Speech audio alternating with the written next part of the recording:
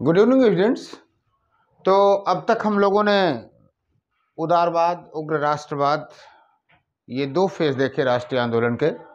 इसमें स्वदेशी एवं बहिष्कार आंदोलन भी देखा और आज की क्लास में हम लोग क्रांतिकारी राष्ट्रवादी आंदोलन या रिवॉल्यूशनरी मूवमेंट को देखेंगे।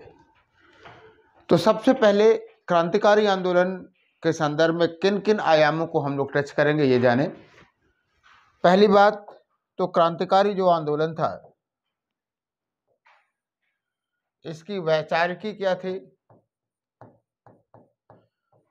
और आपको बताऊं कि हमने वैचारिकी पे हमेशा आपको बल दिया है, इसलिए क्योंकि जब आप कॉन्सेप्चुअली उदारवाद, उग्र राष्ट्रवाद या क्रांतिकारियों में के विचारधारा में अंतर देखें या कोई तुलनात्मक प्रश्न रहे तो आप अवधारणा को लिख सकें, इसलिए इस पे विशेष चर्चा किया है। तो वैचारिकी क्या थी। दूसरी चीज, जो क्रांतिकारी आंदोलन की जो प्रमुख घटनाएं हैं, आंदोलन की घटनाएं या प्रसार,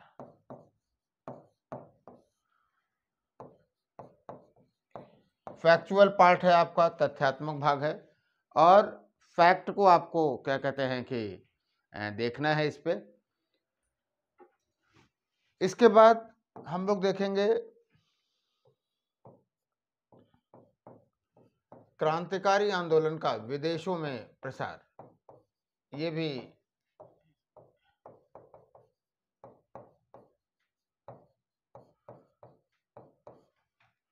विदेशों में प्रसार।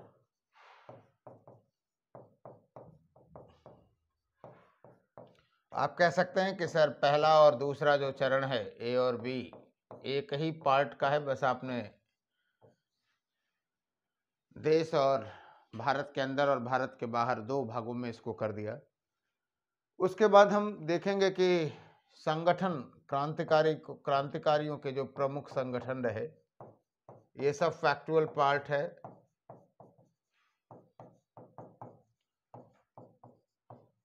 प्रीलिम्स के पॉइंट ऑफ व्यू से आपको देखेगा, और मेरा रिकमेंडेशन है, आपसे कहा भी है कि साथ साथ सुमित सरकार पढ़ते रहिए, क्योंकि ये वो फेज है जो कि आपसे प्रीलिम्स में भी पर्याप्त सवाल पूछते हैं। और फिर इसके बाद हम लोग देखेंगे क्रांतिकारी आंदोलन के दो चरण हुए हैं। क्रांतिकारी आंदोलन के चरण, क्रांतिकारी आंदोलन का दूसरा चरण, आंदोलन का दूसरा चरण। और जब हम दूसरे चरण की बात करेंगे तो जाहिर सी बात है, एक मुद्दा आ जाएगा कि प्रथम एवं द्वितीय चरण में अंतर, प्रथम एवं द्वितीय चरण में अंतर।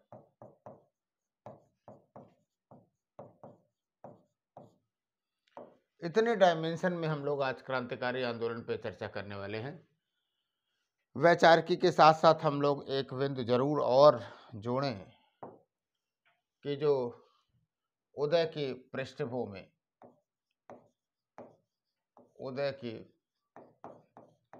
पृष्ठभूमि, जो बैकग्राउंड थी, इस बैकग्राउंड की भी चर्चा करें, क्योंकि जब तक आप इसकी चर्चा नहीं करेंगे तब तक मजा नहीं आएगा, राइट। और फिर इसके बाद जितने प्रश्न उत्तर हैं उन क्वेश्चन आंसर सेशन को देखेंगे, है ना। और नेशनल मूवमेंट में आप देखेंगे कि बहुत सारे जो प्रश्न हैं वो आपसे कॉम्परेटिव, एक फेज से दूसरे फेज के कॉम्परेटिवली पूछा जाएगा, पूछता है।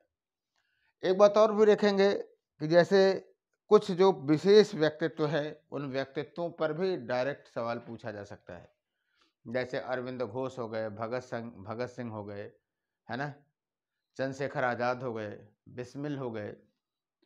तो ऐसे प्रश्नों को लिखने के लिए आपको व्यक्तिगत रूप से, पर्सनालिटी के रूप में भी कुछ बातें पता होनी चाहिए। तो हम प्रश्नों में देखेंगे कि कैसे लिख सकते हैं, और बाकी जो अवधारणात्मक चर्चा है वो सामान्य तो हम लोग यहाँ पे कर ही रहे हैं, लेकिन व्यक्ति विशेष के भी संदर्भ में आपको पता होना चाहिए। कुछ पर्सनालिटीज़ को हम लोग डिस्कस करेंगे तो आपको समझ में आ जाएगा कि कैसे क्या कहते हैं कि कैसे सवाल पूछे जा सकते हैं। तो तथ्य वहाँ पे व्यक्तिगत तथ्य भी जानने जरूरी होंगे। आइए हम लोग बात करते हैं, एक एक बात को शुरुआत करते हैं। पहला ये कि उदय की पृष्ठभूमि को देखते हैं।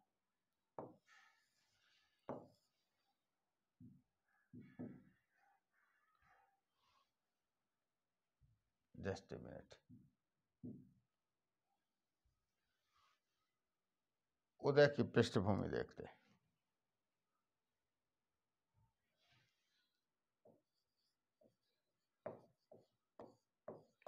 और जोड़िएगा, प्रायः ऐसे सवाल पूछे जाते हैं कि उन पृष्ठभूमियों की चर्चा करिए जिसमें क्रांतिकारी राष्ट्रवाद का उदय हुआ या क्रांतिकारी आंदोलन का उदय हुआ, है ना। और आपको हम लोग चर्चा करेंगे, जब वैचारिकी की बात करेंगे तो बहुत सारे लोग कहते हैं कि क्रांतिकारी आंदोलन था ही नहीं, तो हम इसकी भी चर्चा करेंगे। फिलहाल उदय की क्या पृष्ठभूमि थी समझिए। देखिए, उदारवाद और उग्र राष्ट्रवाद एक तरह से दोनों प्रभावी विकल्प देने में असफल हो चुका था। याद करिए, उदारवादी आंदोलन के 20 साल और उग्र राष्ट्रवादी आंदोलन का आप कह सकते हैं कि जो आप 1905 से 1908 का जो समय था, जो उग्र राष्ट्रवाद स्वदेशी एवं बंगभंग आंदोलन में आपको दिखाई दिया, वो दोनों अपने प्रभावी लक्ष्य को प्राप्त करने में असफल रहे थे। तो आपको बताऊं कि जब उग्र राष्ट्रवाद आया तो बहुत जोर शोरों से लोगों ने उग्र राष्ट्रवाद को रखा, आक्रामकता दिखाई दी, लोगों को अपेक्षा लगी कि हाँ अब लक्ष्य प्राप्त होगा।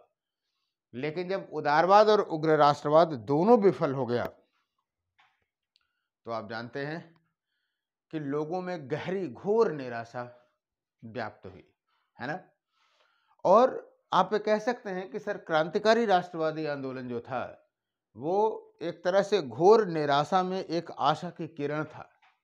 यानी ऐसे समय में जब राष्ट्रीय आंदोलन भटक गया था, उस राष्ट्रीय आंदोलन को दिशा दिखाने का कार्य किया किसने? क्रांतिकारियों ने।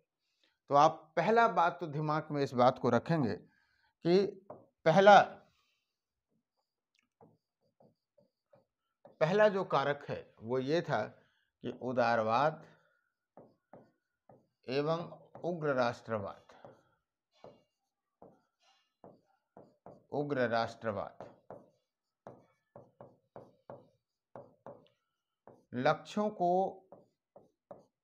अपने लक्ष्यों को प्राप्त नहीं कर सके थे,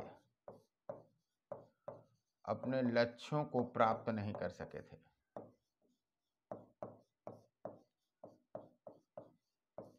और आप जानते हैं कि इसी में एक संदर्भ जोड़िए कर सके थे।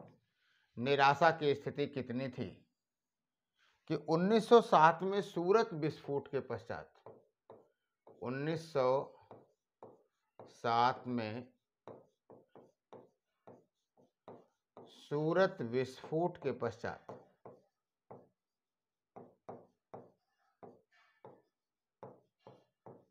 क्या हुआ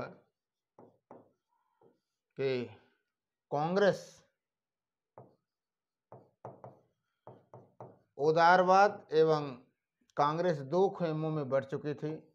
आप जानते हैं कांग्रेस में फूट हो चुकी थी, एक उदारवादी और दूसरा उग्र राष्ट्रवादी। तस्वीर एकदम से क्लियर होगी, आप लोग जरूर बताइएगा, मैसेज करिएगा अगर इन चीज़ों को कोरिलेट कर लें। बस ऐसे ही कोरिलेट करते चला जाना है, समझना है। सरकार क्या थी? औपनिवेशिक सरकार जो थी, इसको भी समझने की जरूरत है। जो औपनिवेशिक सरकार थी ये क्या चाहती थी? औपनिवेशिक सरकार ने क्या किया? फूट करो, डिवाइड एंड रूल, फूट करो और राज करो, इसकी नीति पर थी।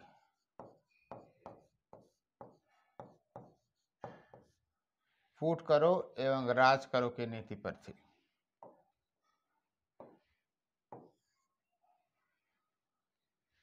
राज करो की नीति पर थी। यानी आपको बताऊं कि इसने क्या किया कि उदारवादियों को संतुष्ट करने का प्रयास किया। हम लोग चर्चा करेंगे बहुत जल्दी ही, समय आ चुका है संतुष्ट करने की चर्चा। दादा भाई नौरोजी के संदर्भ में यहाँ पर उसने 1909 का अधिनियम ले आया कि उदारवादी को संतुष्ट हो जाए, उनकी कुछ मांगे मान ली जाए, है ना। और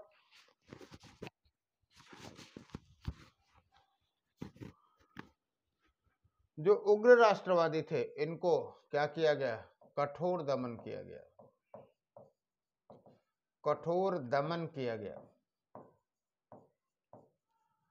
और ये पूरी सीन हम आपको ये बताना चाहते थे, इन तीनों को कोरिलेट करेंगे ए बी और सी फैक्टर को, तो आप ये देखेंगे कि राष्ट्रीय आंदोलन में ठहराव का वर्ष कह सकते हैं, या राष्ट्रीय आंदोलन में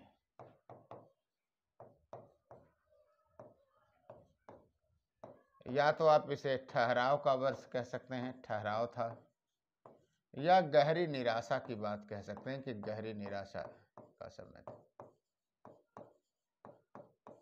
निराशा का समय था। और ऐसे समय में क्रांतिकारी आंदोलन ने क्या किया कि एक नई वेव, एक नया विकल्प प्रस्तुत करने का प्रयास किया। जो बातें कह रहा हूं एक एक लाइन दिमाग में बैठा लीजिए, है ना। आपको बताऊं कि अरविंद घोष का नाम आता है, जिन्होंने उग्र राष्ट्रवाद के भी आप कह सकते हैं कि जनक थे। उन्होंने एक वैचारिकी में सशस्त्र क्रांति की भी बात कही थी, हालांकि वो सशस्त्र सैन्य क्रांति साकार नहीं हो सकी, है ना। लेकिन एक दिमाग में जरूर था कि औपनिवेशिक सरकार को या औपनिवेशिक सत्ता के विरुद्ध एक ऐसा आंदोलन लाया जाए जो कि जिसमें अब सुधार की बात ना हो बल्कि उसे समाप्त ही कर दिया जाए, है ना। तो उदय की पृष्ठभूमि को आप लोग समझे होंगे। आइए हम बात करते हैं, चर्चा करते हैं इसके कुछ वैचारिकी की, कि क्रांतिकारी राष्ट्रीय आंदोलन किन सिद्धांतों पर विचार करता था। क्रांतिकारी राष्ट्रीय आंदोलन की बात करें,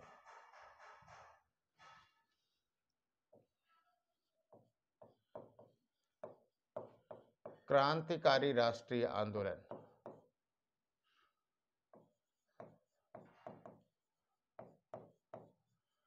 आपको बता दें, इंग्लिश में कई बार एक्सट्रीमिटिक मूवमेंट्स कहा जाता है इनको, अतिवादी वर्ड, चरमपंथी वर्ड भी लोग यूज करते हैं, लेकिन आप लोग नहीं करिएगा क्योंकि वो नेगेटिव है। कुछ लोग तो आतंकवादी भी लिख सकते हैं, ये कम्युनिस्ट जो लॉबी रही है वो यूज करती रही है। लेकिन आप याद रखिएगा कि संतुलित क्रांतिकारी राष्ट्रवादी आंदोलन या क्रांतिकारी आंदोलन कहेंगे आप। तो क्रांतिकारी आंदोलन की कुछ सामान्य अवधारणाएं या मूलभूत जो बातें थी वो क्या थी, उसे जानिए। सबसे बड़ी बात यह कि क्रांतिकारी आंदोलन को लगता था, पहली बात अगर हम करें क्रांतिकारी आंदोलन के संदर्भ में, तो आप ये कह सकते हैं कि इन्होंने औपनिवेशिक सत्ता से मुक्ति का लक्ष्य रखा। याद रखिएगा, ये सब बातें मूल्यांकन में भी काम आएंगी। औपनिवेशिक सत्ता से मुक्ति का लक्ष्य रखा। अब जब हम अवधारणात्मक बात करते हैं तो आप ये कह सकते हैं, ये 1908 की बात है। हम इस बात को कह सकते हैं कि मोटे तौर पर ये जो लक्ष्य रखा कांग्रेस ने 1929 के लाहौर अधिवेशन में रखा, है ना। लाहौर समिट में ये 1908 में है और लाहौर अधिवेशन 1929 में है। तो आप ये कह सकते हैं कि इस तरह से देखा जाए तो आप कंपैरेटिव कहें तो आप इस बात को लिख सकते हैं, मेंस में जरूरत होगी कि एक दृष्टि से देखा जाए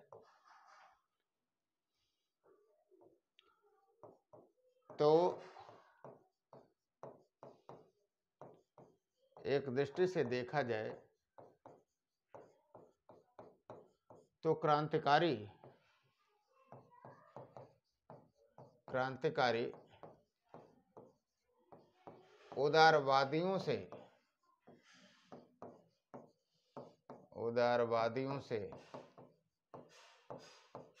2 दशक आगे थे। कॉम्परेटिवली की बात हम कर रहे हैं, आगे थे।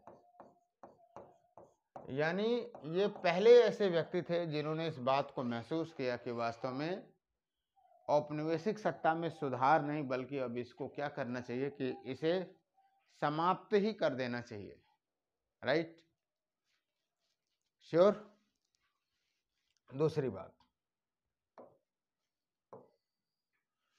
इस पे काफी चर्चा हुई है,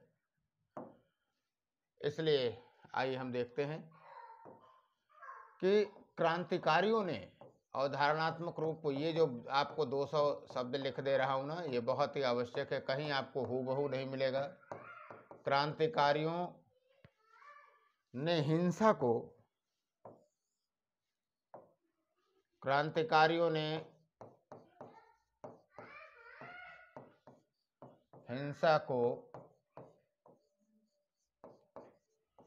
मुक्ति का साधन माना। अच्छा, वो जीवन से मुक्ति न समझ लेना, आप लोग भी कम विद्वान नहीं हैं। हम औपनिवेशिक सत्ता से मुक्ति का साधन माना, इसकी बात कर रहे हैं। लिख दे, नहीं तो आप लोग कहेंगे सर आप तो औपनिवेशिक सत्ता से मुक्ति का साधन माना। क्रांतिकारी को औपनिवेशिक सत्ता से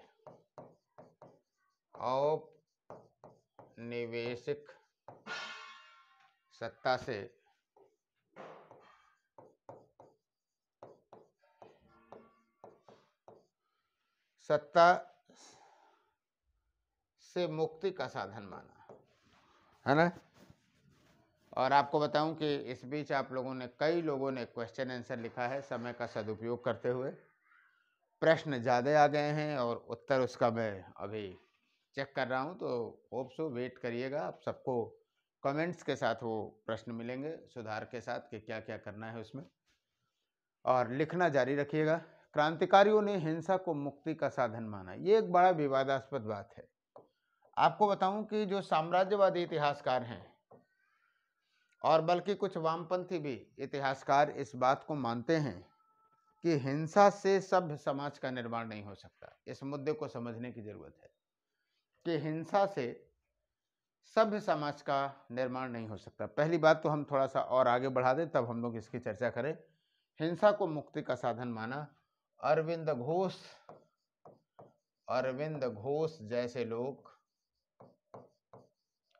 अरविंद घोष जैसे विद्वान या जैसे व्यक्तित्व, विचारक भी लिख सकते हैं, कुछ भी लिख सकते हैं, सशस्त्र क्रांति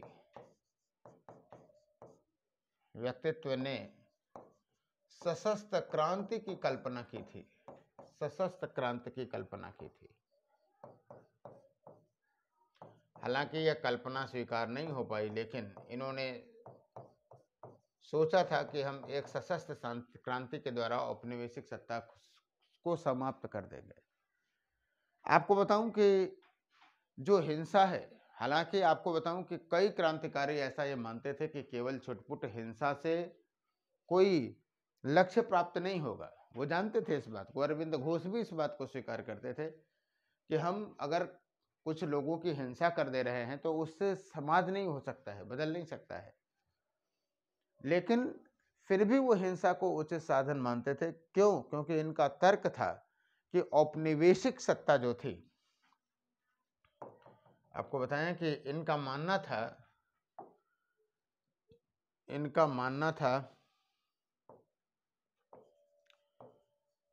कि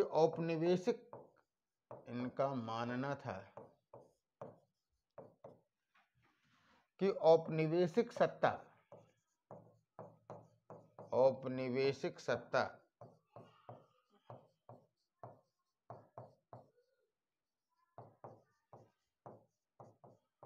छल और बल पर आधारित है, यानी हिंसा पर आधारित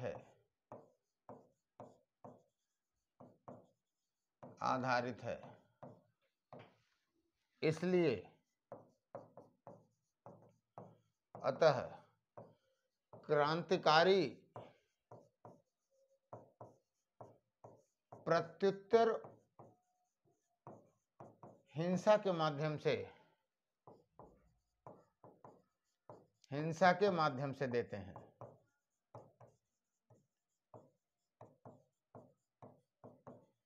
बात समझिएगा, यानी इनका कहना है कि वो प्रतिहिंसा है, हिंसा नहीं है। ऐसा नहीं है कि चुनी हुई सरकार है उसके खिलाफ हम शस्त्र बना रहे हैं, नहीं। यह एक ऐसी सरकार है जो थोपी हुई है, जो शोषण पर आधारित है, और वो जो कहीं न कहीं साम्राज्यवादी बल, शक्ति, पावर पे बात करती है। इसलिए इनके खिलाफ जो है वो क्या है, हिंसा होनी चाहिए। राइट, ये इनका मानना था। आपको बताऊं, आगे बढ़ते हैं।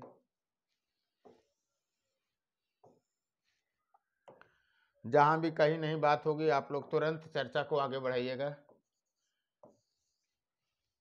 हमारी तरफ से आप बाहर भी बाद में भी चर्चा को आगे बढ़ाएं, लेकिन तुरंत बढ़ाते हैं तो क्लास में लेना बहुत टेकअप हो जाता है, आसान हो जाता है। आपको बताऊं कि उदारवादियों की तरह से उग्र राष्ट्रवादियों के उग्र राष्ट्रवादियों की तरह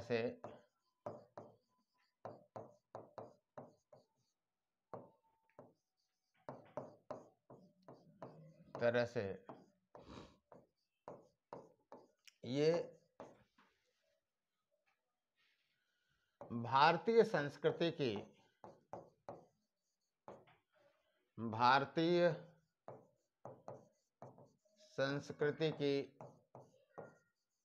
सर्वश्रेष्ठता में विश्वास करते थे। भारतीय संस्कृति की सर्वश्रेष्ठता में विश्वास करते थे। ये भी मानते थे कि जो इंडियन कल्चर है वो बढ़िया है और उसमें किसी को कोई सी भी प्रकार के हस्तक्षेप की जरूरत नहीं है। राइट। इसके अतिरिक्त अगर आप देखें तो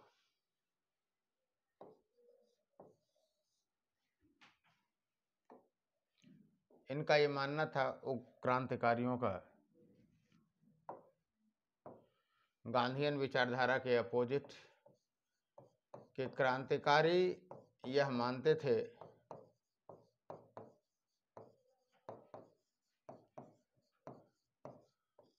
थे कि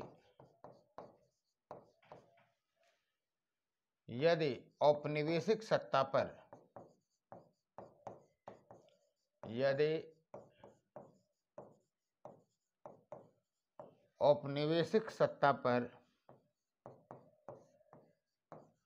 कोई संकट है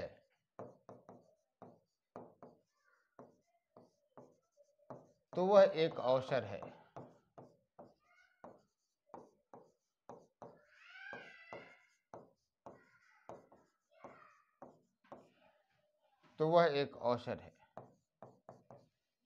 राइट।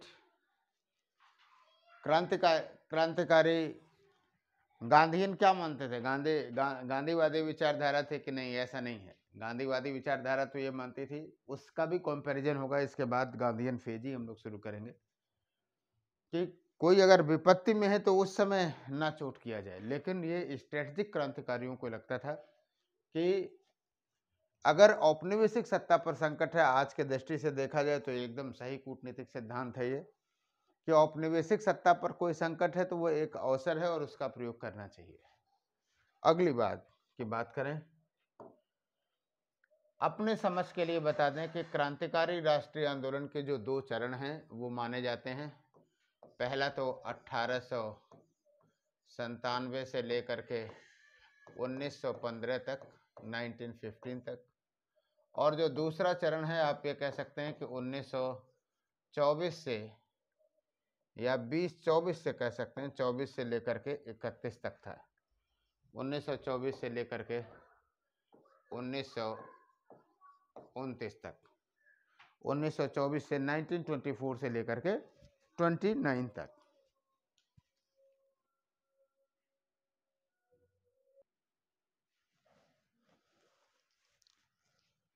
तो जो पहला चरण है,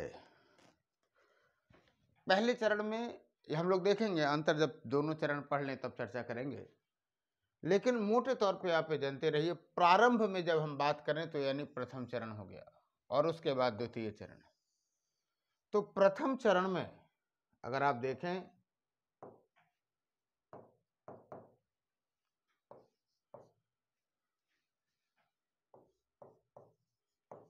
प्रथम चरण में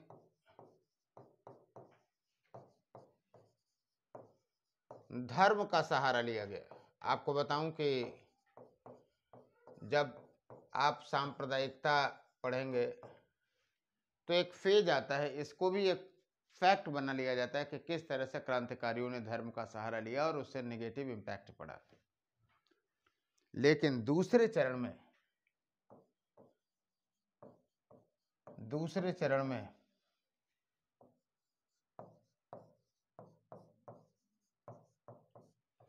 समाजवादी विचार दिखाई देता है,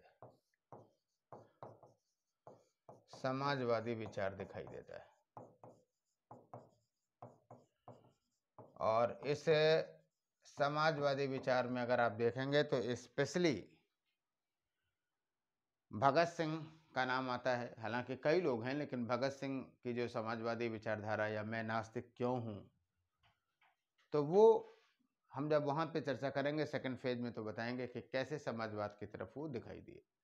बल्कि वो तो मानते थे कि भारत में दो दो प्रकार के क्रांति की आवश्यकता है। पहला, एक तो औपनिवेशिक सत्ता के विरुद्ध, और दूसरा जो हमारी जो सामाजिक संरचना है उनके विरुद्ध होनी चाहिए।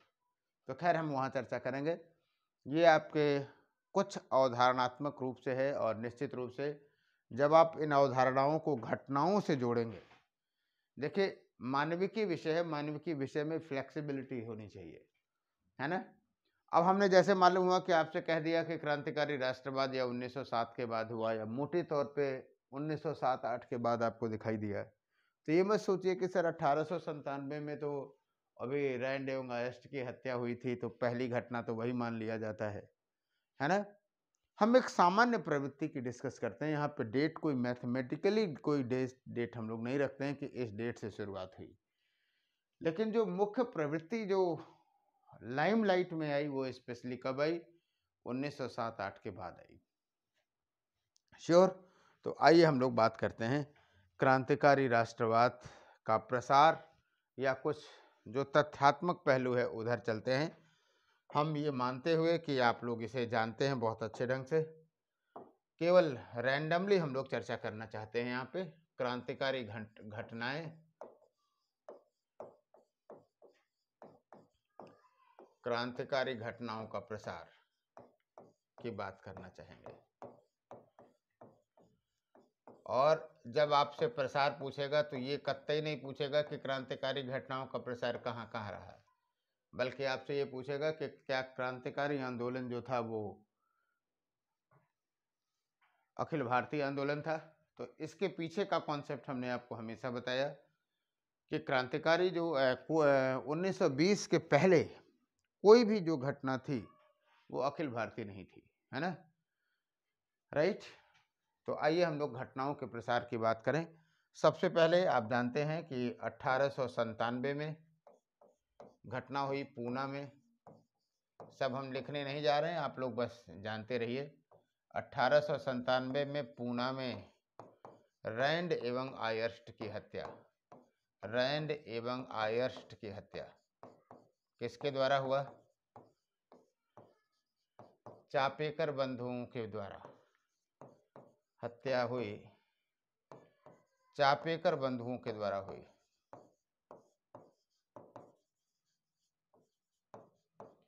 चापेकर बंधुओं के द्वारा हुई। अब जरा समझिए कि जो पहले चरण में अधिकारियों की हत्या देखी गई है ना, फर्स्ट फेज में आप देखेंगे कि बदनाम अधिकारियों को टारगेट किया गया। एक कॉन्सेप्ट जानते रहिए, ऐसा नहीं कि कोई भी ब्रिटिशर से मिल गया और उसको उड़ा दिया गया, ऐसा नहीं था।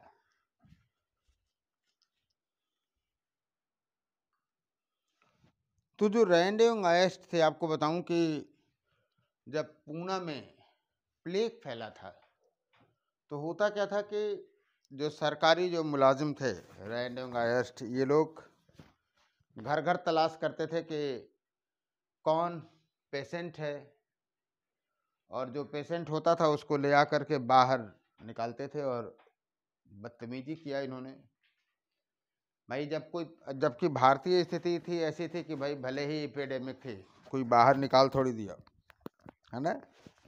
आप लोगों ने अभी एक महामारी को देखा, इतनी व्यवस्थाएं होने के बाद भी सारी चरमरा गई, लोग पेशेंट लेके हॉस्पिटल्स के बाहर खड़े रहते थे। लेकिन तब भी क्या था कि परंपरा के हिसाब से तो जो इलाज होता था वो होता ही होता था।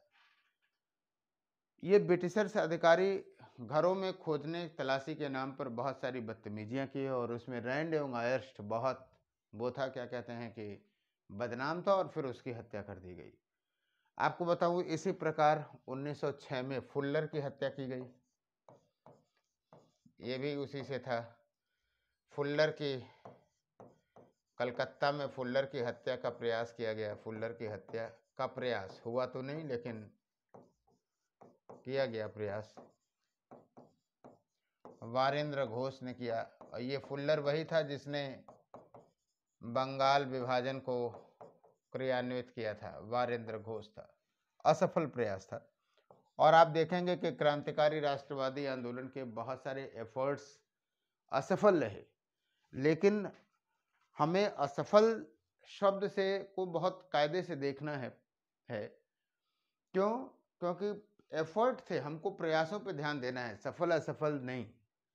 निश्चित रूप से कोई भी ऐसा प्रयास, कहते हैं ना कि try to hammer on wheels, कोई भी ऐसा प्रयास जो औपनिवेशिक सत्ता को कमजोर करे, वो राष्ट्रीय आंदोलन की एक कड़ी है, और उस कड़ी को समझने की जरूरत है। आपको बताऊं, किंग्सफोर्ड की बग्गी पर 1908 में किंग्सफोर्ड की बग्गी पर बम फेंका गया, बम फेंका गया, और इसमें थे प्रफुल्ल चाकी और खुदीराम बोस। प्रफुल्ल चाकी, खुदीराम बोस। इसमें किंग्सफोर्ड तो बच गया क्योंकि उसके जगह पे 2 महिलाएं थीं उस दिन। प्रफुल्ल चाकी ने गोली मार ली, खुदीराम बोस पे मुकदमा चलाया गया, और किंग्सफोर्ड भी काफ़ी बदनाम था, है ना। और कहने का मतलब ये है कि जब भी कोई मुकदमा आता था और अगर उसमें दोषी भारतीय होता था तो वो अधिकतम सजा देता था, और अगर कोई यूरोपीय रहता था तो न्यूनतम सजा देकर के हटा देता था। तो ऐसे बदनाम जज को भी मारने का प्रयास किया गया।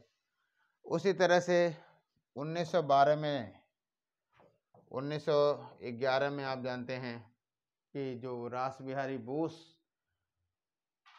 क्या कहते हैं कि 1912 में दिल्ली में हार्डिंग पर बम वो डाला गया, हार्डिंग पर बम किया गया। इसमें वास्तव में ये डाला था मनमथ विश्वास ने, लेकिन इस पे जो चार्ज लगाया गया था वो रास बिहारी बोस पे था। रास बिहारी बोस पे पुलिस इन्हें पकड़ नहीं पाई। आपको बताऊं कि इस तरह की कुछ घटनाएं आपको 1908 से 12 में आपको दिख रही हैं, और ये महाराष्ट्र, बंगाल, दिल्ली, एमपी, उत्तर प्रदेश, बहुत सारे जगहों पे आपको ये दिख रहे हैं, ये घटनाएं की गई। फिर भी आप प्रसार की दृष्टि से देखें, ये तो कुछ प्रमुख घटनाएं थीं। तो आप कह सकते हैं कि जो आपको क्रांतिकारी राष्ट्रवादी आंदोलन दिखाई देता है, अगर प्रसार की दृष्टि से देखेंगे तो आपको दिखाई दे जाएगा बंगाल, महाराष्ट्र, संयुक्त प्रांत यानी उत्तर प्रदेश, संयुक्त प्रांत, मध्य प्रांत यानी मध्य प्रदेश, मध्य प्रांत, दिल्ली पंजाब, दिल्ली पंजाब, लाहौर, दिल्ली पंजाब है, लाहौर है ना। तो ये आपको क्या कहते हैं, मद्रास, मद्रास भी कह सकते हैं सीमित। इन क्षेत्रों में आपको क्रांतिकारी आंदोलन दिखाई देता है। विभिन्न प्रकार की घटनाएं, कुछ घटनाओं की चर्चा हमने ऊपर किया जो बहुत ही फेमस रही हैं, और इन्हीं घटनाओं के सहायता से आप लिख सकते हैं, इससे अधिक घटनाएं जानने की जरूरत नहीं है। इसी दौरान कुछ संगठन भी बने, जैसे मित्र मेला है, अभिनव भारत है, अनुशीलन समिति है ना। तो इन चीज़ों को भी आप इसी के साथ जोड़ के देखेंगे। फिर भी आप ये कह सकते हैं कि जो क्रांतिकारी आंदोलन था, क्रांतिकारी राष्ट्रीय क्रांतिकारी जो आंदोलन था वो क्या था, वो अखिल भारतीय नहीं था। क्रांतिकारी आंदोलन अखिल भारतीय नहीं था,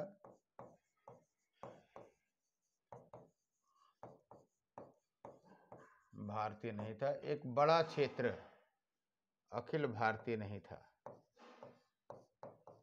आपको बताऊं, कुछ लोग तो इसे आंदोलन भी नहीं कहते, क्योंकि आंदोलन में आप जानते हैं कि जन सहभागिता होनी बहुत आवश्यक है।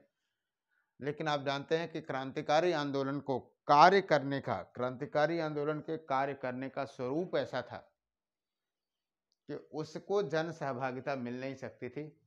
जन समर्थन तो था, ऐसा नहीं था कि इनके प्रति जन समर्थन नहीं था या लोग इनकी इज्जत नहीं करते थे, बल्कि आप देखेंगे तो इनकी इज्जत किसी गांधी नेहरू से कम नहीं थी।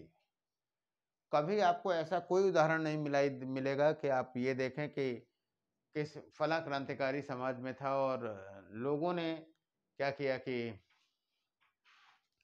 क्रांतिकारियों के खिलाफ मुखबिरी की हो। एक नाम आता है, वही किसका, क्या कहते हैं, चंद्रशेखर आजाद जी का इलाहाबाद में वो घटना हुई। अपवादिक दृष्टिकोण से देखा जाए तो इनको जो है, इनका जो समर्थन था वो कहीं न कहीं जनता करती ही करती थी।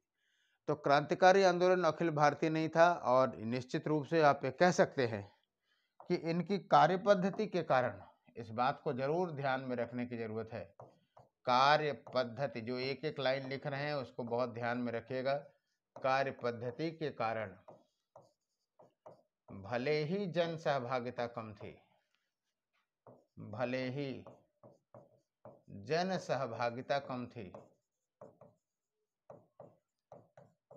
भले ही जन सहभागिता कम थी, परंतु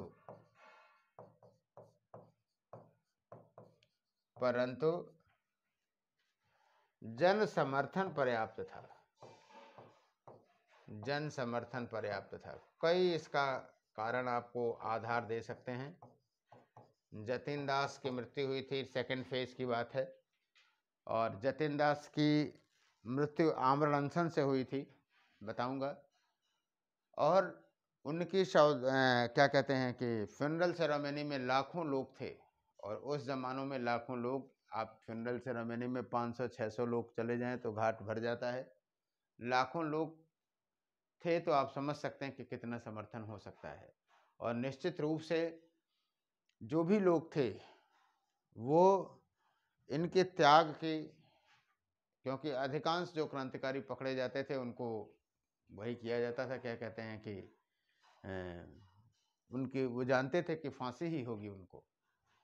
तो एक तरह से प्राणोत्सर्ग का, बलिदान देने का जो क्या कहते हैं कि त्याग और आदर्श प्रस्तुत किया क्रांतिकारियों ने, निश्चित रूप से लोगों में उस, क्या कहते हैं कि उस समर्पण के प्रति आदर भाव था और समर्थन था, है ना। अब वो कार्य पद्धति ऐसी थी कि सभी लोग उसमें सहभागी नहीं हो सकते थे। क्लियर। और भारतीय समाज की भी आप संरचना कह सकते हैं। आप देख लीजिए, आप अपने घर से कहिए कि हमें एकदम सरकार के खिलाफ जो है आवाज़ उठानी है, मुझे जाने दीजिए, और 2 कंडीशन आप बता दीजिए।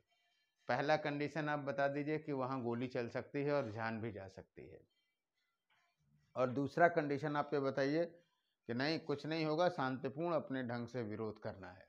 आपको बता दूं आपके गार्जियंस क्या कहेंगे, तुरंत कहेंगे, जहाँ गोली चलने की संभावना आशंका होगी वो तुरंत कहेंगे कैसा है, नौकरी मिले या ना मिले, मुद्दा सॉल्व हो या ना हो, केवल हम ही से नहीं होना है, चुपचाप शांति से रहो, नहीं मानोगे तो घर में कैद कर दिए जाओगे, है ना। यानी जन सहमति लेकर के वहाँ नहीं जा पाओगे जहाँ गोलियाँ चलेंगी। लेकिन अगर कोई जायज़ मुद्दा है और ये निश्चित हो कि वहाँ अरे कुछ नहीं होगा, सभी लोग जा रहे हैं, शांतिपूर्ण तरीके से हमको वहाँ जाना है, तो निश्चित रूप से आपको समर्थन मिल जाएगा।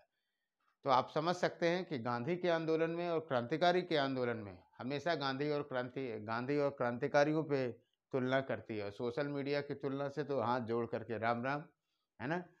लोग बड़े अच्छे अच्छे लोग, अच्छे विचारक लोग जो बातें लिख जाते हैं, है ना, सोशल मीडिया पे तो बड़ी चटकारी लगते हैं। वो कहते हैं ना कि क्यों गांधी नेहरू ने गोली नहीं खाई, सुभाष चंद्र बोस और फलाने ने गोली खाई, ये खाई, तो वो उनसे आज़ादी मिली, इनसे आज़ादी नहीं मिली। तो ऐसे कुतर्कों में तो हम नहीं पढ़ सकते, लेकिन हम दोनों की कार्य पद्धति को बता रहे हैं। और आज के डेट में भी आप जितने क्रांतिकारी हो सकते हैं या हैं, दोनों की स्थितियां बहुत अच्छे ढंग से समझ सकते हैं। तो वो व्यक्ति जिसने अन्याय के विरुद्ध आवाज़ उठाई और गोली खा लिया, उसके प्रति लोगों की इज्जत नहीं कम रहती है, ज़्यादा ही रहती है। लेकिन उसे गोली खाने की हिम्मत सबके पास नहीं रहती है, वो उनके कार्य करने की पद्धति का तय था, इनमें कमी नहीं थी, है ना, राइट। तो इंडियन सोसाइटी की भी संरचना आप कह सकते हैं कि इस तरह से थी। तो आप बहुत अच्छे ढंग से समझ रहे होंगे। क्लियर। आइए चर्चा को आगे बढ़ाते हैं। हमने जिस फॉर्मेट पे आपसे चर्चा किया था, उसी फॉर्मेट पे हम लोग चर्चा एक एक बिंदुवार करते चले जा रहे हैं। कि हमने अवधारणा देखी, देखिए आगे यहाँ पे पृष्ठभूमि देखा। अब देखिए जरा इस सेक्शन में हम लोगों ने क्या देख लिया, उदय की पृष्ठभूमि देखी, वैचारिकी देखी, पृष्ठभूमि देखी, वैचारिकी देखी, क्रांतिकारी आंदोलन के कुछ घटनाओं की चर्चा किया, और हम लोग अब इसी क्रम में क्रांतिकारी घटनाओं के विदेशों में प्रसार की भी चर्चा करेंगे। क्रांतिकारियों के संगठन की भी हल्की फुल्की चर्चा हो गई, आगे भी चर्चा होगी, उसी को आप ऐड करिएगा, राइट। तो चलिए पहले चरण की हम लोग समाप्ति पर हैं। तो आइए हम लोग देखते हैं कि क्रांतिकारी आंदोलन में का सेकंड सेक्शन, ये तो राष्ट्रीय स्तर पर प्रचार था। आइए देखते हैं क्रांतिकारी आंदोलन का अंतर्राष्ट्रीय प्रसार। और कहिए तो हम और शॉर्ट में हेडिंग लिखें, विदेशों में क्रांतिकारी आंदोलन। इसका एक कॉन्सेप्ट है तथ्य के साथ, विदेशों में क्रांतिकारी आंदोलन, विदेशों में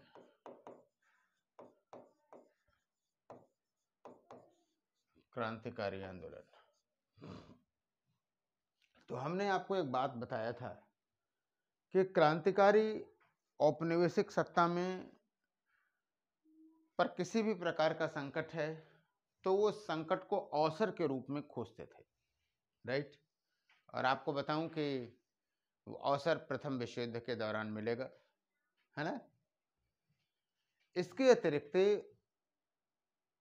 जो अपॉर्चुनिटी दिख सकती थी उनको, जैसे औपनिवेशिक सत्ता पर दबाव कहाँ पड़ सकता था, ब्रिटेन में पड़ सकता था, क्योंकि ब्रिटेन का राजनीतिक माहौल, कॉन्सेप्ट को समझिएगा, ब्रिटेन में राजनीतिक माहौल एकदम से खुला हुआ था। आज भी वही कंडीशन है ब्रिटेन में, अमेरिका में। अगर आप ब्रिटेन और अमेरिका दोनों का कॉन्सेप्ट एक जैसा ही समझिए कि अगर आप वहाँ की सरकारों के लिए कुछ गड़बड़ नहीं कर रहे हैं तो आप अपने विचारधारा के लिए कोई भी काम करें, उनको कोई दिक्कत नहीं है। इसलिए आप देखिए शरण लोग वहीं लेते हैं, और चूंकि मजबूत भी हैं, शरण लेते हैं, जिसके विरुद्ध शरण लिए उसका कोई कुछ कर नहीं पाएगा, है ना। तो ये जानने की जरूरत है। तो विदेशों में जो क्रांतिकारी राष्ट्रीय आंदोलन का प्रसार हुआ वो इन्हीं दो अवधारणाओं पे था। तो सबसे पहले जो इसका आधार हुआ वो हुआ ब्रिटेन हुआ, और उसके पीछे मूल कारण यही था कि ब्रिटेन में जो है क्या कहते हैं कि ब्रिटेन में राजनीतिक जो माहौल था वो अपेक्षाकृत खुला हुआ था। यहाँ की जो औपनिवेशिक सरकार थी वो भी क्या कहते हैं कि ब्रिटेन में तो यही लगता था कि ब्रिटेन की नीतियों को ही किया जाता था, उसकी अपनी छवि निर्माण करना चाहती थी। लेकिन क्रांतिकारियों ने क्या किया कि औपनिवेशिक सत्ता के कारगुजारियों के लिए या उस खुले माहौल का फायदा उठाने का प्रयास किया, और इसीलिए सबसे पहले ब्रिटेन में, यानी एक चीज जानते रहिएगा कि विदेशों में क्रांतिकारी आंदोलन का जो पहला प्रसार हुआ वो हुआ ब्रिटेन में। और कोई पूछे कि ब्रिटेन में ही क्यों हुआ, तो आपको बात समझना चाहिए था कि पहली बात है कि औपनिवेशिक सत्ता का आधार, औपनिवेशिक सत्ता का आधार, औपनिवेशिक सत्ता का केंद्र, औपनिवेशिक सत्ता का केंद्र ब्रिटेन में था।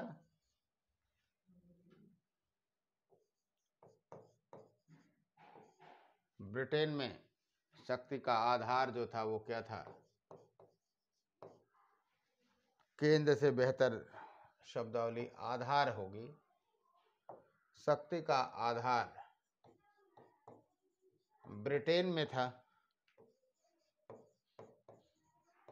इसलिए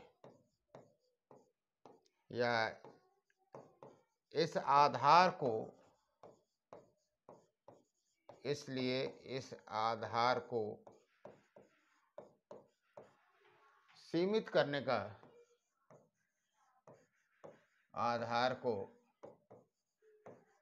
सीमित करने का प्रयास, इस आधार को सीमित करने का प्रयास किया गया। राइट, कि हम वहीं देख लेंगे। साहस में तो जानते हैं क्रांतिकारी हमारे साहसी नहीं दुस्साहसी थे। भाई जब अंतिम बातें तय हो गई है ना, कुछ बातें ऐसी हैं जो आज भी करिए तो चर्चा कम नहीं होगी, लेकिन उस भाव को आप समझ सकते हैं। एक घटना बताता हूँ, लिखा नहीं उस पर, 1908 की ही घटना है। मदन लाल धिंगरा ने कर्जन वैली की हत्या कर दी, ब्रिटेन की ही घटना है। और मदन लाल धिंगरा को फांसी देना तय हुआ, तो मदन लाल धिंगरा जब फांसी के फंदे पर लटकने जा रहे थे तो उन्होंने कहा बहुत खुशी खुशी, चेहरे पे कोई खौफ नहीं। कहते हैं ना कि मौत सामने हो तो सारी बात समझ में आती, कितना खौफ रहता है। मदन लाल धिंगरा ने कहा कि मैं अगले 100 जन्मों तक चाहूंगा कि भारत में जन्म लूं, और भारत में जन्म लेने के बाद जो है क्या करूं कि ऐसे ही फांसी पर लटकता रहूं जब तक कि भारत मां स्वतंत्र नहीं हो जाती है। अब आप कह सकते हैं कि सर वो चाहते तो ये भी तो कह सकते थे कि हम अगली बार ब्रिटेन के महाराज हो जाएंगे और भारत को स्वतंत्र कर देंगे। नहीं, स्वतंत्रता भीख में उनको थोड़ी चाहिए नहीं थी। कहने का मतलब है कि प्राणों के बलिदान करने के लिए वो तैयार थे।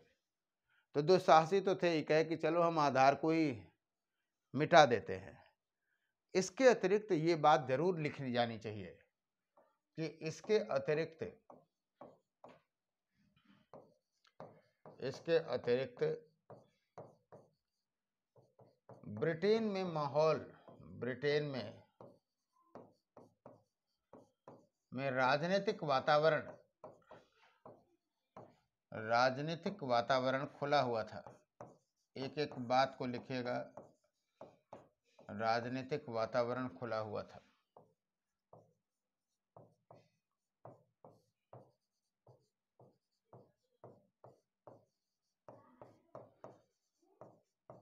इसका फायदा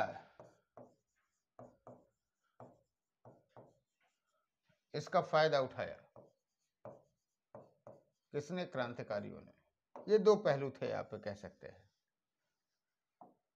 आपको बताऊं कि आइए फैक्चुअल फीडिंग कर लेते हैं कि 1905 में ब्रिटेन जाने वालों में सबसे पहले श्यामजी कृष्ण वर्मा थे। श्यामजी कृष्ण वर्मा राइट। और इन्होंने इंडियन होम रूल सोसाइटी की स्थापना की। इंडियन होम रूल सोसाइटी, एक मिनट, जस्ट मिनट। और इस इंडियन होम रूल सोसाइटी की जो स्थापना हुई, वास्तव में एक समाजवादी नेता का नाम आता है, वो आता है हिडमैन। हिडमैन के सुझावों से था। और आप जानते हैं कि जो ब्रिटेन की सरकार थी वो पूंजीवादी सरकार थी, और जो हिडमैन थे वो समाजवादी थे, तो सरकार को भी जो है समाजवादी कभी पसंद नहीं आते थे।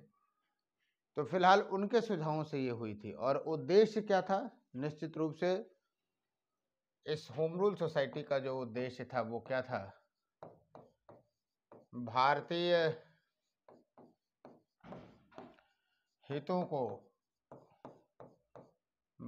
हितों को आगे बढ़ाना। ये जो लोग इंडियन कल्चर पे या भारतीयता पे शोध करते थे, उन्हें ये छात्रवृत्ति देते थे। इससे वीडी सावरकर, है ना, मदन लाल धींगरा,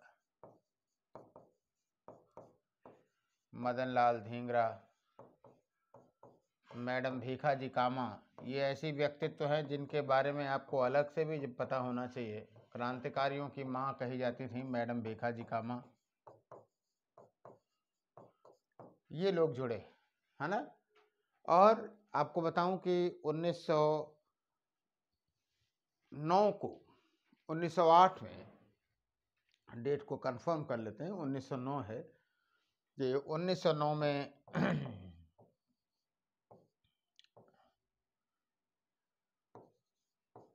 मदन लाल धींगरा ने करजन वायली की हत्या की थी।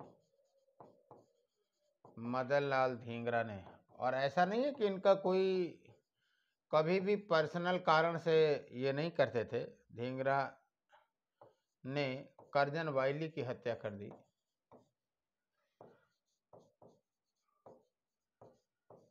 ये 8/9 की घटना है, हत्या कर दी। करजन वायली वास्तव में सावरकर बंधुओं की वो बड़ा प्रताड़ित किए थे, है ना। ये वही सावरकर हैं जिन पे आजकल हमारे जो विरोधी हैं या जो कुछ विशेष पार्टी हित दृष्टिकोण वाले हैं, जो कि अपना विशेष ज्ञान रखते हैं, है ना, अपना चरित्र शीशे में नहीं देखते हैं, लेकिन वीडी सावरकर का चरित्र कैसा था उनको सब कुछ पता है कि कब उन्होंने जेल से माफ़ी मांगी थी, ये किया था वो। कहने का मतलब ये है कि इतिहास के तथ्यों को सोशल मीडिया पर जो किया जाता है वो निश्चित रूप से उससे हम सहमत नहीं हैं, और आपको भी इस बात का ध्यान देना चाहिए। हम लोग अगर जितना त्याग इन क्रांतिकारियों ने किया, अगर उसके दशमांश भी हो जाएं तो बहुत बड़ी बात है ना। तो फिलहाल ये सारे लोग इससे जुड़े हुए थे। और हमने आपको बताया था कि ब्रिटेन में राजनीतिक माहौल खुला हुआ था। इसका मतलब ये था कि जब तक आप लोग लॉ एंड ऑर्डर के लिए या औपनिवेशिक सरकार के लिए चुनौती नहीं होते, तब तक ब्रिटेन में राजनीतिक कार्य करने की आज़ादी रहती थी। लेकिन जैसे ही आप अगर प्रश्न चिन्ह उठाएं, मतलब क्या कहते हैं कि लॉ एंड ऑर्डर पे प्रश्न चिन्ह उठाएंगे, तो आपके खिलाफ वो आक्रामक होंगे। और इसी की घटना के बाद, है ना, इस घटना के पश्चात आपको बताऊं कि सरकार जो है क्रांतिकारियों के विरुद्ध हो गई। सरकार, एक और रोचक घटना है आपको बता दूं यहाँ से। फिलहाल सरकार ने दबाव बढ़ाया। एक और घटना बताता हूं। गोखले जी पहुंचे थे, गोपाल कृष्ण गोखले, 1907 में। और उस समय 1857 की वर्षी मनाई जा रही थी, एनुअल 50th एनिवर्सरी मनाई जा रही थी। और इन लोगों ने गोपाल कृष्ण गोखले को बुलाया कि वो लीड करें, क्योंकि गोपाल कृष्ण गोखले भाई एक बड़े नेता थे। लेकिन गोपाल कृष्ण गोखले को लगता था कि ये उनके विचारधारा के अगेंस्ट है, और जो लंदन में जो क्रांतिकारी समूह था उसने एक बार डिसाइड कर लिया था कि नहीं, अब हम गोखले जी की हत्या ही कर डालेंगे, क्योंकि उन्होंने आमंत्रण को अस्वीकार कर दिया था। ये बात तिलक जी को पता चली और फिलहाल किसी तरह से मैनेज हुआ और वो घटना, उस घटना को अंजाम नहीं दिया गया। ये बातें जो किताबों में संदर्भों में लिखी रहती हैं, इसका मतलब क्या है कि सारे लोग कहीं न कहीं लिंक में उनका इंटेलिजेंस जरूर था जो कि संबंधित रहते थे, है ना। तो फिलहाल ब्रिटेन में दबाव बढ़ाया गया और इसी समय हुआ क्या, प्रथम विश्व युद्ध शुरू हो गया। और प्रथम अभी तो खैर प्रथम विश्व युद्ध की बात नहीं करेंगे, पहले 1909 की बात करते हैं कि इस घटना के पश्चात इंग्लैंड के बाद दूसरा जो उनको दिखाई दिया, जानते हैं ब्रिटेन का कॉम्पिटेंट कौन रहता था, फ्रांस रहता था। यानी इसके बाद फिर क्रांतिकारियों ने फ्रांस को केंद्र बनाया, फ्रांस में स्पेशली पेरिस जो था, राइट। और पेरिस में क्रांतिकारियों, अब इसको समझिए, चूंकि ब्रिटेन फ्रांस का प्रतिद्वंदी था, तो ब्रिटेन में दबाव बढ़ा तो कहाँ गए, अवसर कहाँ मिल सकता है, फ्रांस में मिल सकता है, फ्रांस में शरण मिल सकता है, और फ्रांस में गए। और आपको बताऊं कि श्यामा जी कृष्ण वर्मा, इसमें जो कुछ नाम आता है याद रहे तो ठीक है। श्याम जी कृष्ण वर्मा, मैडम भीखाजी कामा, मैडम भीखाजी कामा,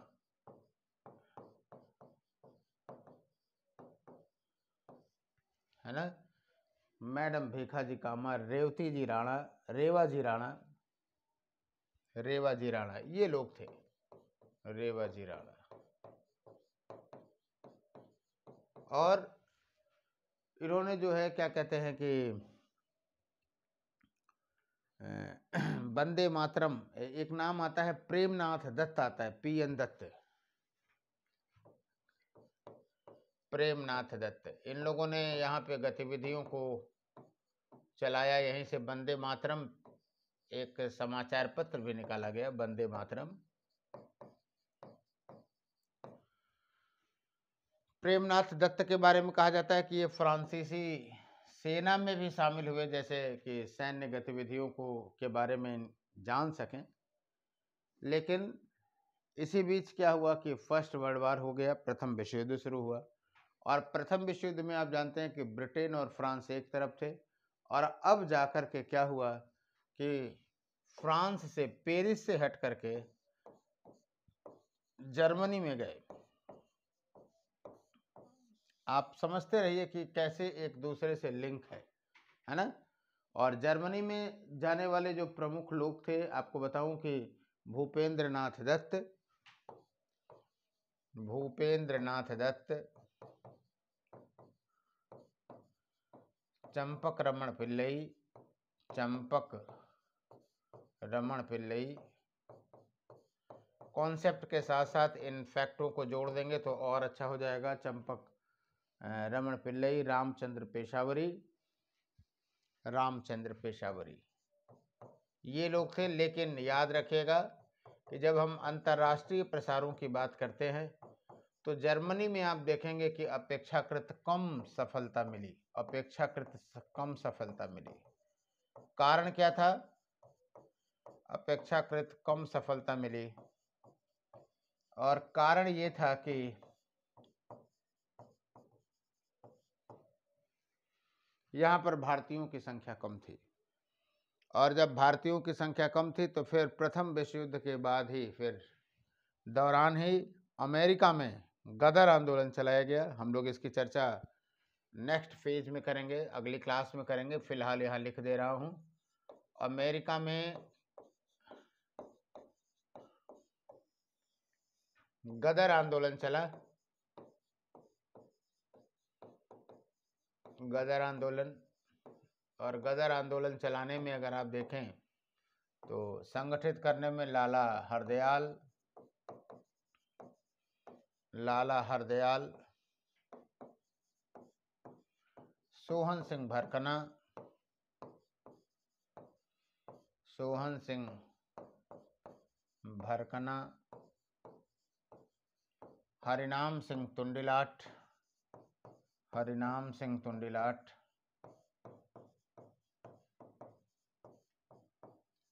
तुंडीलाट, काशीराम, ये कुछ प्रमुख नाम रहे हैं, अन्य भी नाम होंगे।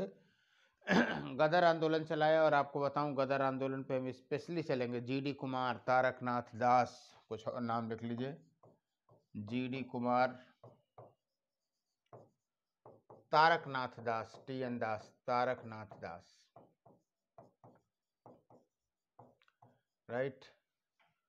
और फिर इस गदर आंदोलन पे हम लोग विस्तृत चर्चा करेंगे अगली बार नेक्स्ट क्लास में, खास करके जब फर्स्ट वर्ल्ड वार की भी चर्चा करेंगे, फर्स्ट वर्ल्ड वार और नेशनल मूवमेंट। तो गदर के साथ भी, अरे इधर भारत में चलेगा होम रूल आंदोलन और उधर चलेगा आपका गदर आंदोलन। फिलहाल क्रांतिकारियों के संदर्भ में अगर हम समझें तो क्रांतिकारी राष्ट्रीय आंदोलन में गदर आंदोलन का भी उद्देश्य यही था, भारत में सशस्त्र क्रांति किया जाए, सत्ता परिवर्तित किया जाए। और काबुल की अगर हम बात करें, अगले चरण में काबुल में एक आता है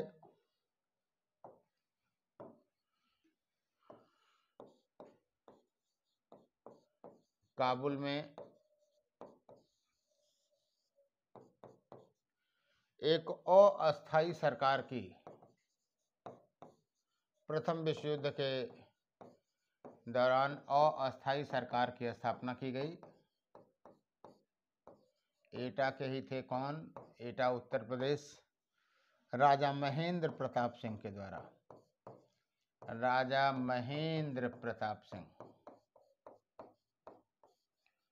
इसको कुछ लोगों ने मान्यता भी प्रदान किया, लेकिन राजा महेंद्र प्रताप सिंह के नेतृत्व में एक अस्थायी सरकार की स्थापना की गई, है ना। और आपको बताऊं कि आपने देखा कि किस तरह से क्रांतिकारी राष्ट्रीय आंदोलन ने औपनिवेशिक सत्ता पर जो संकट था उसे एक अवसर के रूप में देखा। याद रखिएगा, जब हम लोग गांधीवादी चरण बताएंगे या 1914 से 15 जो प्रथम विश्व युद्ध के समय राष्ट्रीय आंदोलनों की बात करेंगे, तो आप देखेंगे कि क्रांतिकारियों को अगर छोड़ दिया जाए तो निश्चित रूप से क्रांतिकारियों के अतिरिक्त भारत में जितने भी दल थे वो सब के सब जो है औपनिवेशिक सत्ता का समर्थन कर रहे थे। केवल क्रांतिकारी ऐसे थे जिन्होंने इसे एक अवसर के रूप में देखा, और उन्होंने जर्मनी में, फिर अमेरिका में, काबुल में क्या किया कि सशस्त्र क्रांति के लिए प्रयास करने का प्रयास किया। तो क्रांतिकारी राष्ट्रीय आंदोलन को इन संदर्भों में भी देखे जाने की आवश्यकता है, राइट। श्योर, बात समझ गए होंगे। अब आइए हम लोग बात करें, यहीं से पहला चरण समाप्त हो जाता है। और याद रखिएगा, हमने एक कॉन्सेप्ट आपको दिया था शुरू में ही, एक बार फिर से कह देता हूं। ऐसा नहीं था कि क्रांतिकारी आंदोलन इंतजार करते थे कि अब कब निराशा की स्थिति आएगी, है ना। वास्तव में जब राष्ट्रीय आंदोलन की मुख्य धारा का नेतृत्व या मुख्य धारा में आंदोलन होता था तो क्रांतिकारी उसी में शामिल हो जाते थे। और जब वो आंदोलन छिन्न भिन्न हो जाता था तो वो फिर क्या करते थे, फिर वो क्या करते थे कि अपनी क्रांतिकारी विचारधारा को आगे ले आते थे। तो समझिए, आप देखेंगे प्रथम विश्व युद्ध के बाद ये जो क्रांतिकारी प्रयास आपको यहाँ दिख रहा है, उसी के साथ साथ होम रूल लीग दिखाई देगा। इसी समय गांधी जी का आगमन होगा और फिर असहयोग आंदोलन हो जाएगा। और जब असहयोग आंदोलन छिन्न भिन्न हो जाएगा तब क्रांतिकारी आंदोलन का दूसरा चरण होगा। आप देखेंगे कि गांधी जी ने राष्ट्रीय आंदोलन में जो क्या कहते हैं कि नई आशा का संचार किया, जन उम्मीदों को एकदम से शिखर पर ला दिया। और फिर एकाएक जब असहयोग आंदोलन क्या हुआ कि स्थगित कर दिया गया तो लोगों में गहरी निराशा हुई। और फिर उसी गहरी निराशा के पृष्ठभूमि में आप ये कह सकते हैं कि फिर क्रांतिकारी राष्ट्रीय आंदोलन का दूसरा चरण शुरू हुआ। यानी 1900 क्या कहते हैं कि 20 में या 20-22 में आप ये कह सकते हैं, या 24 से लेकर के आप असहयोग आंदोलन हम लोग 22 में मानते हैं समाप्त। तो वही दौर है जब आप देखेंगे कि क्रांतिकारी राष्ट्रीय आंदोलन का दूसरा चरण होगा। तो वास्तव में तकनीकी रूप से हमें क्रांतिकारी राष्ट्रीय आंदोलन का के दूसरे चरण को तो असहयोग आंदोलन के बाद पढ़ाना चाहिए, लेकिन अभी हमने आपको इसलिए बता दिया, अब इस समय आपको इसलिए बता दे रहा हूँ कि एक लिंक बना रहेगा कि प्रथम चरण के क्रांतिकारी राष्ट्रीय आंदोलन आपने देखे, फिर दूसरे चरण के क्रांतिकारी राष्ट्रीय आंदोलन को भी देखे। तो आइए हम लोग बात करते हैं द्वितीय चरण के क्रांतिकारी राष्ट्रीय आंदोलन। द्वितीय चरण का क्रांतिकारी राष्ट्रीय आंदोलन, क्रांतिकारी आंदोलन। और इसमें देखिए प्रीलिम्स के हिसाब से आप लोग बहुत सारी घटनाएं हैं जानते हैं, हमको वैचारिकी के आधार पर या इसकी प्रवृत्तियों के आधार पर चीज़ों को देखना है, मेंस के पॉइंट ऑफ व्यू से देखना है। तो द्वितीय चरण का जो क्रांतिकारी आंदोलन है, स्पेशली जब आप देखेंगे कि असहयोग आंदोलन असफल हो गया और फिर एक गहरी निराशा फैली, तो उस गहरी निराशा को एक तरह से दिशा देने के लिए क्रांतिकारी राष्ट्रीय आंदोलन का उदय हुआ। और इसके में अगर आप देखें, बात करें तो जो संगठनात्मक आधार अगर आप देखें तो सबसे पहले इस दौर के अगर हम कुछ संगठनों की चर्चा करें तो HRA का गठन हुआ, हिंदुस्तान रिपब्लिक आर्मी, खूब लोग जानते हैं आप, हिंदुस्तान रिपब्लिक आर्मी 1924 में गठन हुआ। और इसमें जो लोग शामिल थे HR में, आपको बता दें, चंद्रशेखर आज़ाद, राम प्रसाद बिस्मिल। तथ्यात्मक चीज़ों आप लोग देख लीजिएगा एक बार फिर से, Chandrashekhar Azad, Ram Prasad Bismil,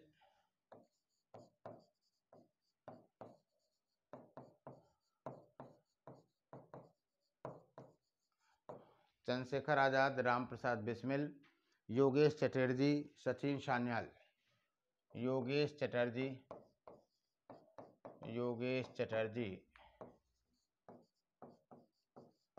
Sachindra Sanyal.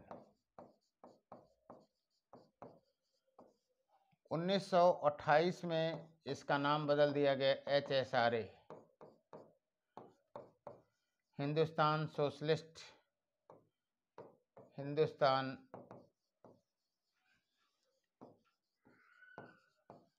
Socialist Republic army,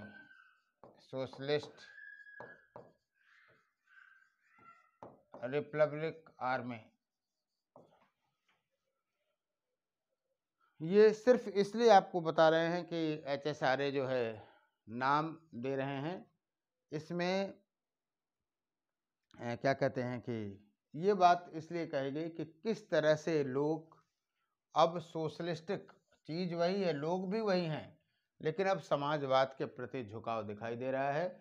और इसमें भगत सिंह उसमें जो 1928 है, इसमें जो शामिल होने वाले लोग हैं, विजय कुमार सिन्हा, चंद्रशेखर आज़ाद,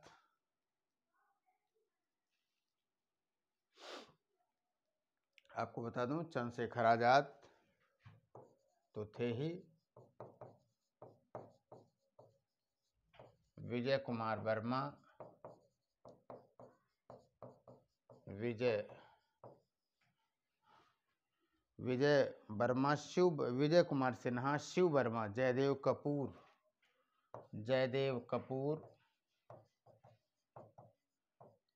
भगवती चरण वर्मा, है ना। और निश्चित रूप से इसका जो उद्देश्य था, बस सिर्फ यही था कि हमने आपको बताया कि दूसरे चरण में समाजवाद की तरफ, उनको वैचारिक स्तर पे समाजवाद की तरफ झुकाव दिखाई दिया, है ना। अब आप कह सकते हैं कि सर थोड़ी बहुत भूमिका तो हमें हेडमैन में भी दिखाई देती है, लेकिन वो हेडमैन का वहाँ एक व्यक्तिगत प्रयास था, लेकिन यहाँ संगठन में अब आपको वैचारिकी दिखाई देगी। कई ऐसे इसमें वैचारिक मुद्दे भी उठाए गए, कुछ घटनाएं भी हुई, घटनाओं को आप लोग जानते हैं, हम उस मुद्दे पर चर्चा करते हैं। जैसे कि अगर हम घटनाओं की बात करें तो सबसे फेमस रहा है काकोरी कांड। पहले वैचारिकी समझिए, फिर हम एग्जाम्पल देते रहे हैं कि द्वितीय चरण में क्या बदलाव आपको दिखाई दिया। तो आप देखेंगे कि द्वितीय चरण में यानी सेकंड फेज में लिंक करिएगा। घटनाएं आप लोग बहुत जानते हैं, बस अवधारणात्मक स्तर पे देखिएगा कि द्वितीय चरण में जो क्रांतिकारी आंदोलन था, क्रांतिकारी आंदोलन, और एक बार फिर कहूंगा कि जो प्रमुख हैं हम लोग क्वेश्चन आंसर राइटिंग में चर्चा कर लेंगे। अभी तक भगत सिंह को ही पूछता रहा है, लेकिन चंद्रशेखर आज़ाद है, भगत सिंह हैं, है ना, भीखाजी कामा हैं, उन पे हम दो दो शब्द सवाल कैसे पूछे जा सकते हैं। अभी तो पूछा गया है, जो पूछा गया है वो आप जानते ही हो। अन्य व्यक्तित्वों पे भी हम लोग क्वेश्चन आंसर की फ्रेमिंग करेंगे तो आप समझ पाएंगे। तो फिलहाल द्वितीय चरण में जो क्रांतिकारी आंदोलन ने क्या किया, व्यक्तिगत हिंसा पर, व्यक्तिगत हिंसा की जगह पर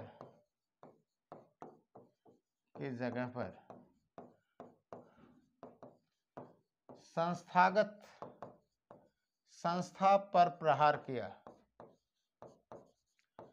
यानी संस्था, यानी आप ये कह सकते हैं कि सत्ता के प्रतीक पर। अच्छा, एक बात जानते रहिएगा, प्रतीक पर प्रहार किया।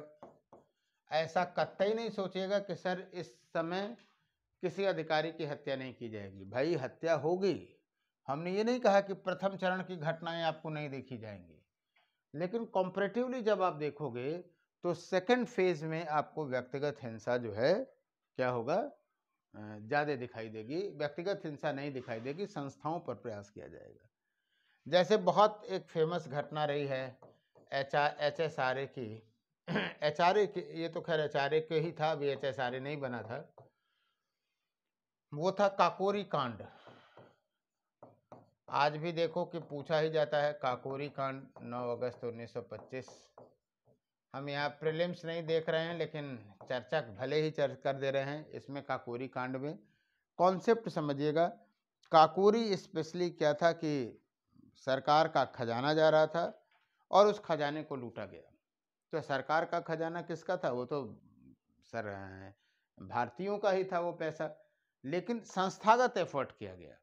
और इसमें रोशन सेन, राजेंद्र लहड़ी, है ना, अशफाकुल्ला खां, राम प्रसाद बिस्मिल, इनकी फांसियों को आज भी पूछा जाता है। बिस्मिल साहब का गोरखपुर में हुआ, है ना, रोशन सिंह ठीक है, रोशन सिंह को इलाहाबाद में, अशफाकुल्ला को फैजाबाद में दिया गया फांसी।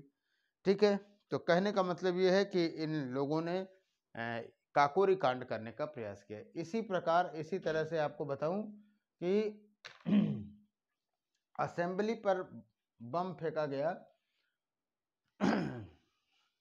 असेंबली पर बम फोड़े जाने से पहले एक घटना आपको बताऊं, आपको व्यक्तिगत जरूर लगेगी लेकिन चर्चा आवश्यक है उसकी भी। सैंडर्स की हत्या, सैंडर्स की हत्या हुई 1928 में हुई, 1928 में, 1928 में। और इसे करने वाले भगत सिंह, चंद्रशेखर आजाद, भगत सिंह, चंद्रशेखर आजाद और राजगुरु, शेखर आजाद और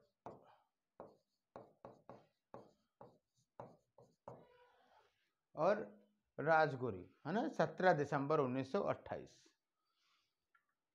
क्लियर। आपको बताऊं कि सैंडर्स की हत्या क्यों की गई थी, क्योंकि जब साइमन कमीशन का विरोध हो रहा था तो लाला लाजपत राय की पुलिस बर्बरता के कारण पिटाई हुई लाहौर में और उनकी मृत्यु हो गई। और फिर उसी के बाद जो HSRA ने प्रण लिया, आपको बताऊं कि पोस्टर तक लगवाए कि हम मार देंगे या मारे हैं, हम जिम्मेदारी भी लिया और अंततः सैंडर्स की हत्या कर दी गई, है ना। तो अब ये ना कहिए कि सर ये तो संस्था नहीं व्यक्तिगत हुआ, तो जाहिर सी बात है व्यक्तिगत पहले दौर की प्रवृत्ति भी कुछ तो दिखाई ही देगी। उसी तरह से आपको बताऊं कि जो सेंट्रल असेंबली पर बम फेंका गया, सेंट्रल असेंबली पर बम, ये भी बड़ा मामला है, इसको जानिए। सेंट्रल असेंबली पर बम फेंका गया 1928 में ही, भगत सिंह और बटुकेश्वर दत्त के द्वारा। बड़ी कहानियां हैं इसमें, हमने पहले ही बताया। तथ्य आप लोग जानते हैं, समझिए। भगत सिंह और बटुकेश्वर दत्त, वास्तव में जब ये बम फेंका गया तो उस समय पब्लिक सेफ्टी बिल और trade dispute bill, public safety bill pay चर्चा हो रहा था, सेफ्टी बिल पे और ट्रेड डिस्प्यूट बिल पे था। और इस बिल पे के जो प्रावधान थे उससे भारतीय सहमत नहीं थे। और आपको बताऊं कि भगत सिंह और बटुकेश्वर दत्त ने पर्चे फेंके और प्लस बम फेंका। जब आप भारतीय राष्ट्रीय आंदोलन के चर्चित मुकदमे पढ़ेंगे तो आप इसमें भी देखेंगे, बहुत इंटरेस्टिंग है भगत सिंह और बटुकेश्वर दत्त का मुकदमा। ये कहा गया कि वास्तव में बम नहीं था, केवल आवाज़ करने वाली बात थी। और पर्चों पे ये लिखा गया था कि बहरी सरकारों के लिए यही एक प्रावधान है, यही एक तरीका बचा है। और आप जानते हैं कि बाद में भगत सिंह बटुकेश्वर दत्त को फांसी दी गई, है ना। भगत सिंह को तो खैर इसमें डाल करके भी दिया गया, सैंडर्स की हत्या का भी आरोप लगाया गया। तो कहने का मतलब है कि ये कहीं न कहीं एक तरह से संस्थागत रूप से ये प्रयास था। उसी तरह से आपको बताऊं 1931 में रेलवे इंस्टीट्यूट पर संस्थागत एफर्ट देखते जाइए और कोरिलेट करते जाइए कि 1931 में प्रीति लता, कभी ऐसे भी पूछ सकता है कि महिला क्रांतिकारियों को भी पूछ सकता है, तो वहाँ ये तथ्य काम आएगा। वाडेदर ने रेलवे इंस्टीट्यूट पर धावा डाला, रेलवे इंस्टीट्यूट पर धावा बोला, है ना। उसी तरह से आपको बताऊं कि उसमें क्या कहते हैं कि बीना दास का नाम आता है कि उन्होंने दीक्षांत समारोह में वहाँ के गवर्नर को किया गया। और सूर्यसेन ने 1930 में, बहुत ही फेमस है, 1930 में सूर्यसेन ने शस्त्रागार, कलकत्ता शस्त्रागार पर आक्रमण किया, शस्त्रागार पर धावा बोला। वीना दास ने हमको बताया कि उन्होंने दीक्षांत समारोह में गवर्नर को गोली मारने का प्रयास किया। कहने का मतलब ये है कि ये वही दौर है जब आप देख रहे हैं कि संस्थाओं को चिन्हित किया जा रहा है, ठीक है। तो सेकंड फेज में ये आपको डिफरेंस आपको दिखाई देगा। आपको बताऊं कि इसी समय में इसी चरण के दौरान अल्फ्रेड पार्क में चंद्रशेखर आज़ाद की जो है क्या हुई, एक मुखबिर के द्वारा सूचना मिली और लास्ट में उनकी क्या हुई कि मृत्यु हो गई, राइट। तो ये सब कुछ घटनाएं हैं जो कि सेकेंड फेज के क्रांतिकारी आंदोलन के संदर्भ में आपको ध्यान देने की जरूरत है। इसी चरण में एक मुद्दा उठा, आपको बताऊं कि गांधी जी का, उसको भी समझने की जरूरत है। गांधी जी ने एक पम्फलेट निकाला था, और आपको बता दें कि कभी भी गांधी जी, जब हम गांधीवादी चरण की बात करेंगे तो वहाँ पे चर्चा करेंगे। बहुत सारे लोग इस बात को मानते हैं कि जब 1931 में भगत सिंह, सुखदेव और राजगुरु को फांसी दी गई तो उस समय चाहते तो गांधी जी बचा सकते थे, गांधी इरविन समझौते वाली बात थी, हम लोग वहाँ पे चर्चा करेंगे। लेकिन गांधी जी की आलोचना इस बात के लिए हमेशा होती है कि उन्होंने क्रांतिकारियों को नहीं बचाया। और आज भी हम लोग गांधी वर्सेज क्रांतिकारी आंदोलन पे चटकारे लेते रहते हैं। फिलहाल गांधी सदैव, आपको इस बात को बताऊं कि वो क्रांतिकारियों का सम्मान करते थे, क्रांतिकारियों का हृदय से सम्मान करते थे, क्योंकि ये तो मानते ही थे कि वीर सपूत थे जिन्होंने अपने प्राणों को बलिदान दे दिया, सम्मान करते थे, है ना। और वो भटके हुए राष्ट्रभक्त कहते थे वो। और उन्होंने ये कहा कि उनकी राष्ट्रभक्ति पर कोई प्रश्न चिन्ह नहीं है, लेकिन वो रास्ते से भटक गए हैं और उन्हें राष्ट्रीय आंदोलन में आ जाना चाहिए। गांधी जी के इसी आरोप पे, इसी पंपलेट के दबाव में प्रत्युत्तर में एक किताब लिखी गई, philosophy of bomb, philosophy of bomb. और वास्तव में ये लिखा किसने? भगवती चरण बोहरा ने, भगवती चरण बोहरा ने। और ये आइडियोलॉजी थी किसकी? चंद्रशेखर आजाद की, चंद्रशेखर आजाद की थी।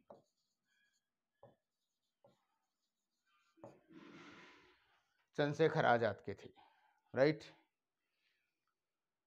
तो कहने का मतलब ये है कि यहाँ पे इसमें बम के दर्शन, क्रांति के दर्शन को डेवलप करने का प्रयास किया गया। हमने आपको बताया कि इसी समय भगत सिंह ने, भगत सिंह हमेशा इस बात को कहते हैं, भगत सिंह की जो विचारधारा थी, अलग से भी हम लोग चर्चा करेंगे, इन्होंने हिंसा की बात नहीं कही, वैचारिक परिवर्तन की बात कही। हिंसा भले साधन थी, लेकिन उन्होंने कहा कि वास्तव में वैचारिक परिवर्तन की आवश्यकता है, वैचारिक क्रांति की आवश्यकता है। और वो कहते थे कि 2 स्तर पर करना होगा। और आपको बताऊं कि उन्होंने बताया कि उपनिवेशवाद के साथ साथ हमें अपने समाज के ढांचे से भी लड़ना होगा, और इसीलिए आपको यहाँ पे धर्मनिरपेक्षता की बात स्पष्ट करते हुए मिलेगी, है ना। लाला लाजपत राय के विचारों से थोड़ी सी असहमति रखते थे, क्योंकि लाला जी उस समय हिंदू महासभा से जुड़ चुके थे, है ना। तो कहने का मतलब ये है कि इसी संदर्भ में इन्होंने मैं नास्तिक क्यों हूँ ये भी लिखा। तो हम लोग भगत सिंह को जब देखेंगे कल की क्लास में तो डिटेल देखेंगे। फिलहाल द्वितीय चरण में ये मुद्दे हैं, इन मुद्दों को या ये विचार है, इन्हें भी देखे जाने की जरूरत है। अब कुल मिलाकर के हमें ये देख लें कि वास्तव में प्रथम और दूसरे चरण में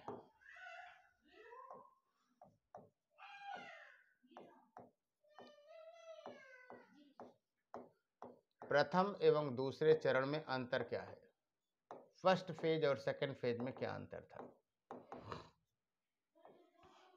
राइट। तो निश्चित रूप से समानता तो रहता ही है। समानता ये था कि भाई हिंसा को वैध माना गया, जो पहले आधार हमने बताए वो तो सब सही हैं, है ना। अंतर देखने की जरूरत है। अगर तुलना की बात करें तो हम लोग तुलना क्वेश्चन आंसर में देख लिया जाएगा एक बार फिर से। अब समानता के अंतर को हमने वैचारिकी में बता रखा है, अब केवल आपको देखना है कि अंतर क्या है, उसे जाने। पहली चीज कि जो प्रथम चरण था, हम ऐसे कहिए डिसाइड कर लें, ऐसे आप लोग ना लिखिएगा लेकिन समझ लीजिए, प्रथम चरण और द्वितीय चरण। पहले चरण और दूसरे चरण में अगर आप देखें तो यहाँ पे व्यक्तिगत हिंसा की बात की गई, व्यक्तिगत अधिकारियों को टारगेट किया गया,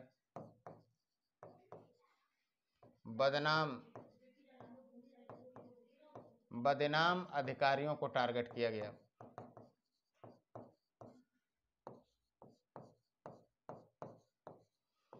और इसमें क्या है, व्यक्ति तो था लेकिन व्यक्ति गौण हो गया, व्यक्ति के स्थान पर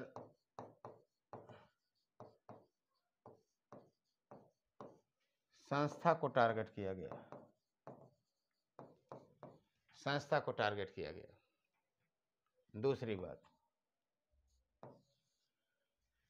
पहले में क्या थी कि अस्पष्ट विचारधारा नहीं थी,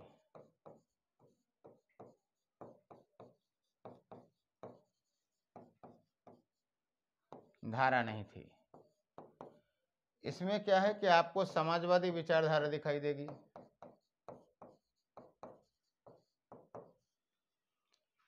इस चरण में धर्म से जुड़ाव दिखाई देगा, और इसमें क्या है, धर्मनिरपेक्षता दिखाई देगी, सेकुलरिज्म दिखाई देगा, राइट। श्योर?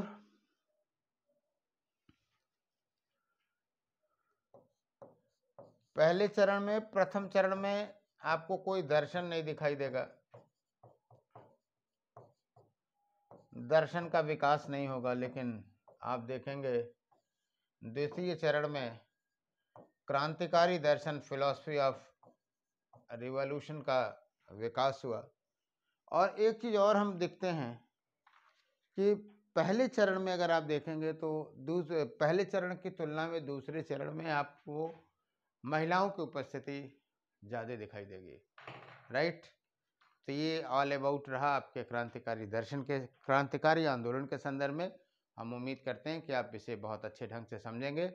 कल की क्लास में हम लोग फर्स्ट वर्ल्ड वार के दौरान क्रांतिकारी आंदोलन और जो अन्य आंदोलन है उसे देखेंगे, राइट। तो कल मिलते हैं। Okay, thank you.